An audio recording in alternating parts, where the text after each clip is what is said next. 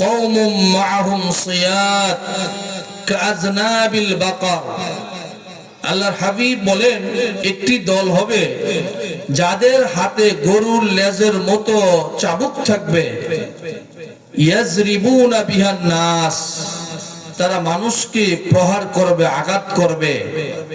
অর্থাৎ কিয়ামতের আগে দিয়া এমন সন্ত্রাস হবে যারা মানুষের উপরে হামলা করবে, আক্রমণ করবে। এটা হইতেছে কিনা? হইতেছে কিনা?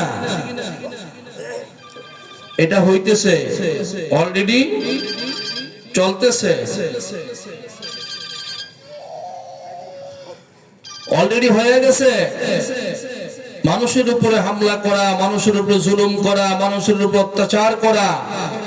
রাসূল সাল্লাল্লাহু আলাইহি ওয়াসাল্লাম